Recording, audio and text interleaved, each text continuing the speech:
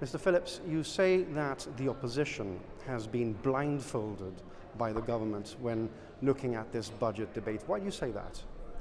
Well, look, we have consistently said, since I've been in Parliament, the fact that these budget books, these expenditure and revenue estimates, clearly do not reveal the true nature of public finances in our community.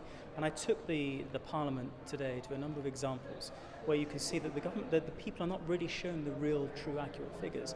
We looked at the schools, for example. £100 million a school is not included in the book. Now, the schools will be ready in September, but this amount was included last year and it's not included this year.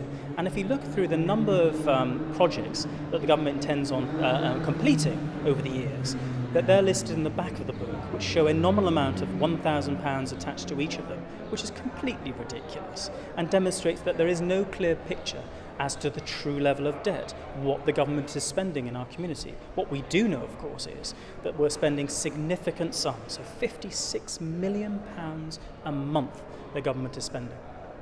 But you do have an accurate picture in the sense that you know how much everything is costing. For example, you know that, as the Chief Minister said in his budget address, the accounts for private companies or government-owned companies such as GJBS and the agency companies, they're all publishing their accounts. So don't you have a complete picture there? No, we don't. We don't have the true level of the gross debt of this community. What people expect from the government is for them once a year to open their books and say, this is what we owe, this is how much we're spending, and this is how much we are getting in revenue.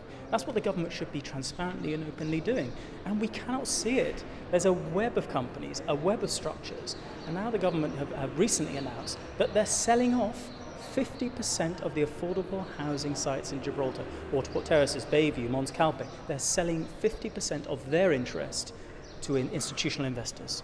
We don't know how that's structured yet. I think Roy Clinton will be looking right now at the company profiles that look at that. But that's the type of information that we're getting now, today.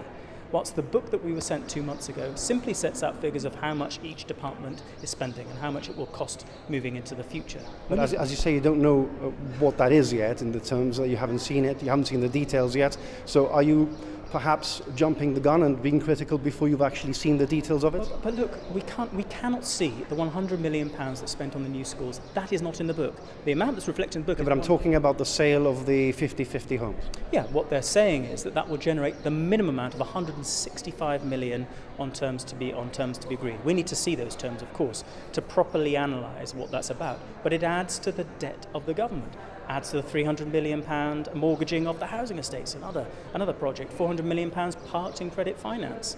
So added together, you can really start seeing, in a sense, what the real picture is, and we can only guesstimate because we haven't been provided with that information.